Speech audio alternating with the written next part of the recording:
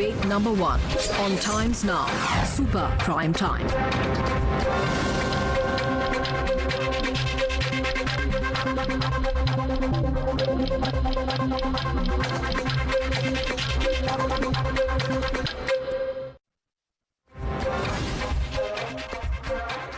And for more on that, let's go across to our guests who are joining us. With us at the moment is Rajib Dasgupta, member of the National Task Force. Dr Kiran Mazumdar Shaw, Executive Chairperson of Biocon, is with us. Dr Arvinder Singh Soin is Chairman of the Liver Transplantation and Regenerative Medicine Department of Medanta. Dr Utkarsh Aggarwal is a Research Fellow at the School of Medicine, University of St Andrews. Dr Julian W Tang is a Clinical Virologist at the University of Leicester. Suhel Seth, Marketing Guru, is also with us on the panel. Let me begin with Dr Utkarsh Aggarwal. Dr Aggarwal, you have been part of the Lancet report. You know, there are many who will say that this study is based upon research that was done in faraway Scotland, Brazil, so on and so forth.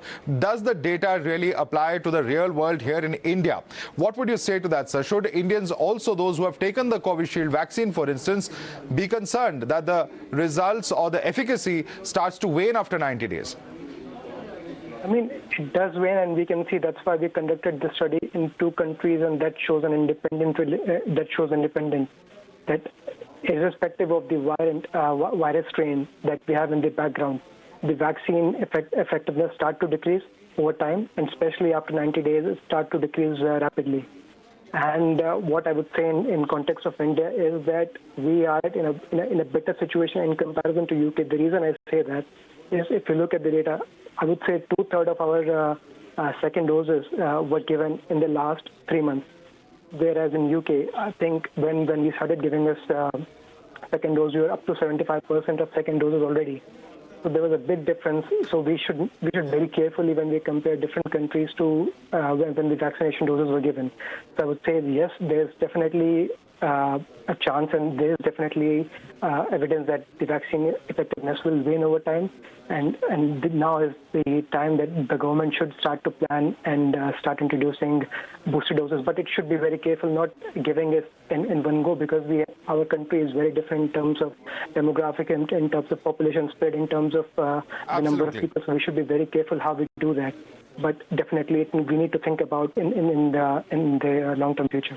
Absolutely. I mean, of course, I couldn't agree with you more. But the fact is that with Omicron around the corner, this is a very, very valid concern. And let me bring in Rajib Dasgupta, who's member of the National Task Force. Mr. Rajib Dasgupta, it has been since August, and Times Now broke that story earlier today. You're well aware of that. You were with us earlier in the day as well. You know, the end of the day, the question is this: we may have taken our second doses later than other countries such as United Kingdom, but that's very little solace, judging by the way in which Omicron has been spreading, far more communicable, not just than COVID, but than many other communicable diseases that have been known to man. Yes, thank you. Omicron will certainly spread faster than we can imagine, and it surely is spreading under the radar in India at a scale perhaps we are not envisaging at present, given the relatively small numbers actually diagnosed till now. But on the matter of booster doses, this is the statement and the article by the authors belonging to the SAGE of the WHO. And I read, they actually categorize COVID vaccine strategies in 2022 as they see in the months ahead. So in countries with high prevalence of previous infection, which is our case with nearly 90% seropositivity in most states, and the low proportion of the population being older than 60 years, prioritizing delivery of the first dose will have the greatest effect on preventing severe COVID-19. And that really is where the current strategy is positioned. This is not to negate the fact that antibody titers drop. This is not to negate the fact that boosters are necessary. But this is what the pragmatism that seems to have been adopted by the national advisors. Right, but is that really enough? Kiran Mazumdar Shaw, is that enough? Because, you know, you have a situation where a group of experts have been advising the government since way back on the 20th of August. In fact, I have that report here with me. The date is the 20th of August. These are the minutes of the meeting that are part of documents that have even been submitted before the Apex Court. Now, this is going to lead many to ask a question that here we are at a time when the calendar year is about to end. and we're still deliberating. We're no closer to knowing what is our booster policy. At least our vulnerable sections by now, there should be a policy. Leave alone the fact that you want to keep or conserve the vaccine doses for first shots for those who've not got any, or the other healthy individuals who are adults, but at least our vulnerable sections, the immunocompromised, senior citizens, healthcare workers, for instance, all of these sections certainly are eligible or should be eligible, at least in theory, for a booster dose, wouldn't you think? So, before I comment on that, I think booster doses are something which certainly do merit a very serious attention. But before that, I just want to comment on a few aspects of the pandemic. I think India has a very reliable and organized reservoir of extremely important data sets. Whether you look at our COVID app, which has a very normalized vaccination data of many vaccines, the number of doses, when it was given. We also have extremely reliable data on RT-PCR tests, which are available in our Arogya Setu app. We have sero-surveillance data, and now we have genomic sequencing data beginning to build up. Now, this is very, very important data for the world, because nobody in the world has collected such large volumes of data in a normalized way like India has done. Now, these data sets, I don't know whether people are connecting the dots or are they in silos, but I think this is a data that we must analyze. We must look at the reinfection rates, the breakthrough infection rates, and really start tracking hospitalization and the severity of the disease. Because what we are really all debating in the world is whether the Omicron variant is really causing, severity and fatality, which is what everyone is really worried about. Having said that, of course, everyone's talking about raising antibody levels. As you know, there are two types of protection. One is the cellular immunity and the other is the humoral immunity that comes from antibodies. What we are seeing around the world is just merely raising the antibody titers is not protecting you. I mean, just last week you heard that 2 of the US senators were reinfected within a month of being given a booster dose. Right. Okay. So it's not really protecting you against reinfection.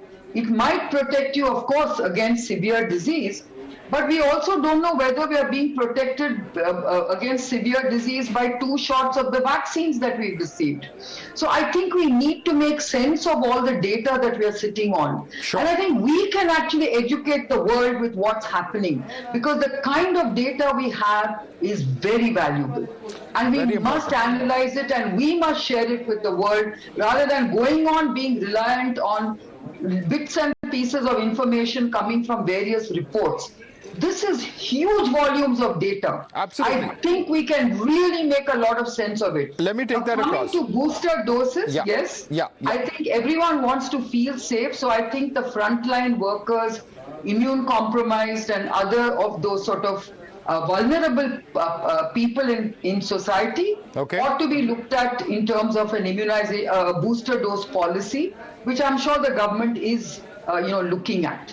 Absolutely. Very important points that you've made over there, Kiran Mazumdar Shaw. 2 questions that I want to take across to Dr. Julian Tang. He's a clinical virologist from the University of Leicester. Dr. Julian, if I can ask you those 2 points that were made by Kiran Mazumdar Shaw. A, the huge volume of data that we have here in India. That is, of course, one aspect. But as a virologist, it's not just the vaccine. There are several other aspects, including masking up, ensuring that the COVID norms are practiced. In Delhi, where I'm currently at, the number of cases are just at 125, but that's the highest number for New Delhi for the past 6 months. So it has been on the rise for the past several weeks. The government over here, in fact, has banned huge public gatherings during Christmas and New Year to prevent further spread of it. All of this is also now going to be very important. It does have very important impact as far as our economy is concerned as well. But at the end of the day, with Omicron coming in, these are the concerns, and this is the only way that perhaps we can break the chain. Dr. Julian. Yeah, so, every approach is a combination of both the vaccine and boosters and also non-pharmaceutical interventions, including masking, social distancing, and improved ventilation where possible, and meeting and staying outdoors where you can. So, I mean, both aspects of this, including testing, tracing, isolation, quarantine, etc., if needed, will feed into your control of this virus. The Indian population is very mixed, it's very diverse, and there are many rural inhabitants as well as many urban inhabitants. And of course, the incidence of Omicron will vary across the different populations of India. And I think you really need to target the vaccines and boosters in those who have the most contact to start with. So probably in the urban centres. In the rural centres, they can actually maintain social distancing quite easily. So the urban centres, as you can see in London, in the UK, are the epicentres of the Omicron emergence. And if you can try and control those infected cases with other social distancing measures as well, you can try and limit the spread of the virus to the rest of the country. Absolutely, and I think that makes sense because, you know, that's where the population density perhaps is the most. Dr. Arvinder Soin is also with us. Dr. Arvinder Soin, you know, is that ultimately the strategy that we'll have to follow? Focus on the urban clusters, focus on the areas where the population is more dense and therefore is likely to spread the most. And we've seen that. I think there's adequate evidence of the first and second wave in our experience to show that those are the areas that are perhaps the most vulnerable and where COVID has perhaps caused the maximum amount of damage. Even as we look at Omicron, we consider a booster dose. All of this should also be an important consideration, is what Dr. Julian is sharing with us as a virologist. Well, I feel that, you know, the entire world has to be protected. You know, the densely populated areas, the sparsely populated areas, you've seen it. I mean, if somebody hasn't got it today, they've got it tomorrow. So, you know, you can't really look at the country in silos and just in metros. Now, I think there are two bits of scientific evidence which are very clear from the real world in the West. While our own data comes forth, as Dr. Mazumdar has pointed out, we should look at the data that's currently available. And the data that's available clearly points to the fact that Omicron severe cases and the occasional deaths are clearly just among the unvaccinated, right? Whether it's in the UK or South Africa. That's one. The second clear evidence is that within 3 to 6 months, the immunity from the second shot of the vaccine, whichever vaccine you're talking about, or infection starts to wane. So there is a need for booster. So those two bits of evidence are pretty clear, which means that if we have enough vaccine stock, we should go into a hyperdrive for getting our primary and secondary shots and also boosters for the vulnerable. However, if we do not have enough vaccine stock, I completely agree that first the primary vaccination should be completed and then we should open it out to the vulnerable groups for booster shots. Now, what are the vulnerable groups? Yes, crowded places are in itself, very, very vital when super spread is concerned. You know, obviously, whether it's specific locations or cities. The other are, of course, healthcare workers, the vulnerable elderly, people who have comorbidities and people who are immunocompromised. So I think that, yes, primary vaccination must be pushed, but if we have enough vaccine stock, it is pretty clear that people who had 6, 8, 9, 10 months after their vaccine shots and or infection need boosting.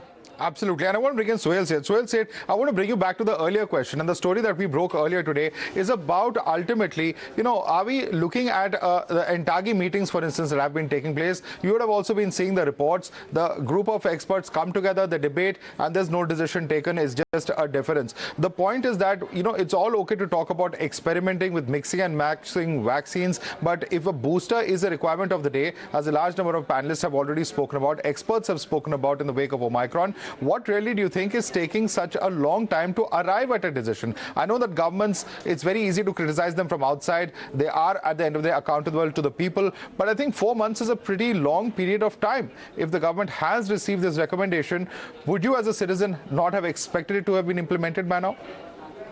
No, I think Joe Biden will solve India's problems because I don't think the Indian government is interested. And I don't care about these goddamn experts. There are more experts in India than there are functioning traffic lights.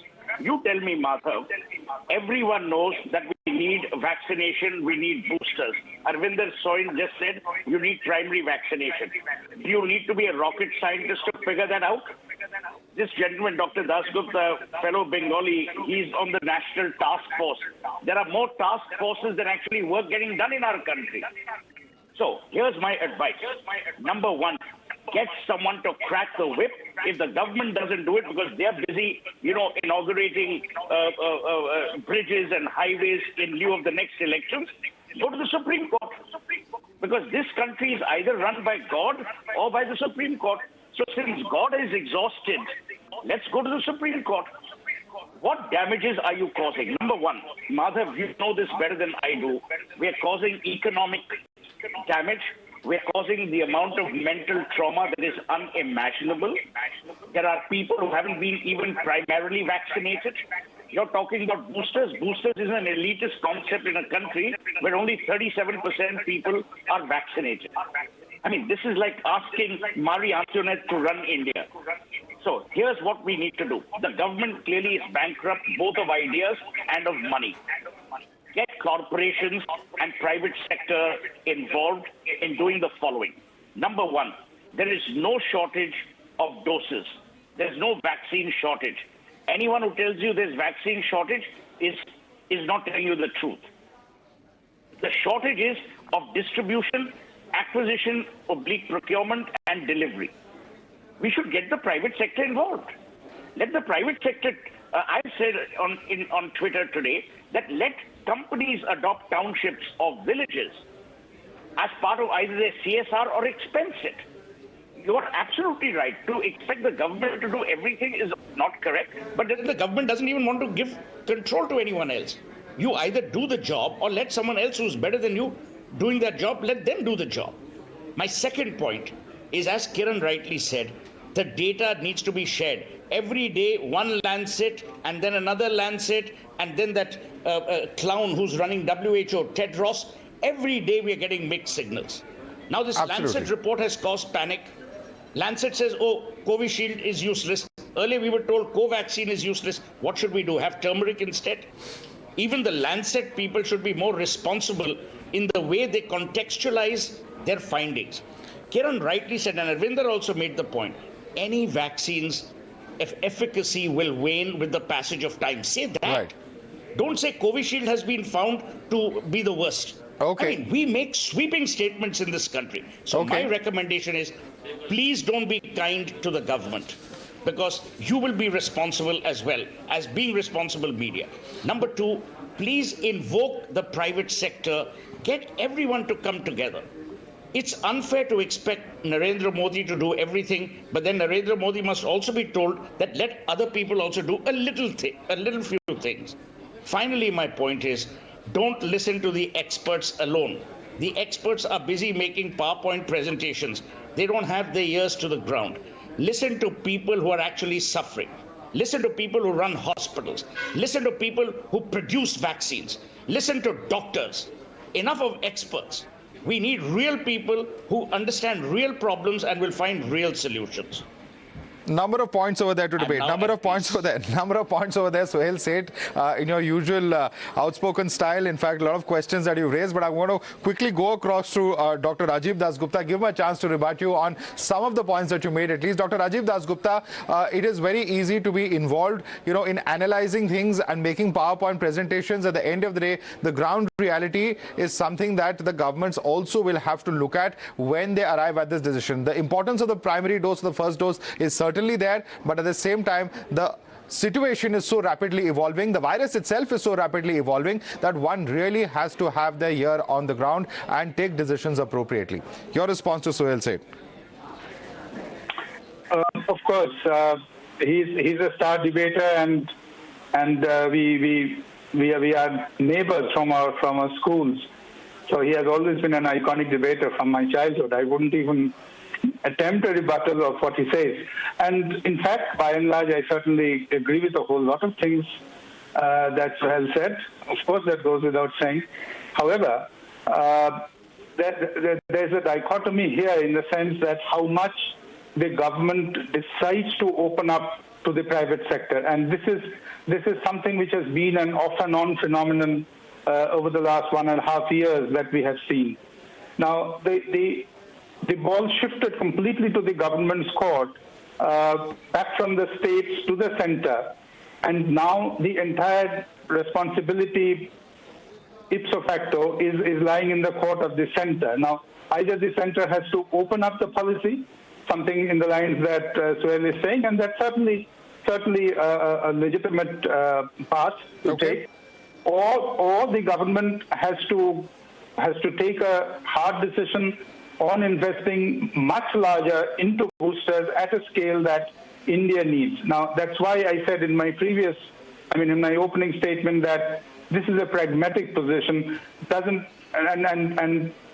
is a combination of what science tells us and what programs can expectedly achieve. Quick response from Dr. Utkarsh Aggarwal, because you mentioned the Lancet study. Dr. Utkarsh Aggarwal, are we being a bit alarmist is what Suhel Seth is saying? All vaccines at some point of time, the efficacy will start waning, it will start reducing. In the case of Covishield, this report of yours has clearly caused a lot of panic on social media. There are a lot of people talking about it. Those who've taken the vaccine, for instance, are the most concerned about it. Perhaps, there should be some kind of caveats with this kind of a claim that the efficacy starts waning after 90 days. What about other vaccines, for instance? What are the options that are there before us? And wouldn't this also at some level contribute towards vaccine hesitancy? People may say, if it's only going to last 3 months, why should I just take it anyway? This is true that vaccine will wane, and every vaccine does wane over time. And the whole point of doing this study was to show the evidence that it is waning, and it is done in context of different countries. And India is primarily boosted with Covishield, which is just another name for AstraZeneca. And what we wanted to show with this was that all the countries who are going to be at that stage, of course, that's why I said previously when I said my first statement that India needs to be looked into a different context, because what we are showing or the data that is coming from mainly UK and Brazil, and UK, Israel and US are far ahead in the curve of where India is. So I totally agree with what others have said, that it needs to be looked into different contexts. And for India, our problem is totally different to what we have in the first world countries. Okay. So getting that primary boosters first and second dose, but also with a caveat that we need to get that I want quick closing comments. Boosters. Dr. Aggarwal, I have to interrupt you because we're almost out of time. Quick closing comments from Dr. Kiran Mazumdar Shaw. I think there's also, while scientific studies are certainly important, we have to have a ear on the ground, Kiran Mazumdar Shaw. There's also, an important aspect that we need to look at. And there are several such studies which are coming out. There's one, for instance, today where the IATA, or the International Air Traffic Association, Air Transporters Association, came out to say that the possibility of contracting COVID on board an aircraft is twice as much with Omicron than it was previously with Delta. So there's perhaps a new study every day. Ultimately, the only precaution that we can take is if we as citizens are responsible and are careful ourselves. Yeah, absolutely. I think first and foremost, I just want to comment and say that, look, the government has to come up with a booster policy sooner than later. In fact, they need to come out with this booster policy immediately. Secondly, I think, the government does owe it to its people to give them a booster shot. So I don't think private sector can do the government's job.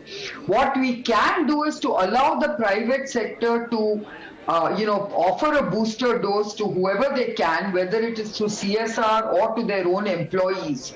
I think the economy is something that the government and the private sector wants to protect. Right. And I think what I think everyone needs to understand is, irrespective of which vaccine it is in the world, I think all vaccines are not showing the kind of retention of durability of response which everyone was expecting will be long.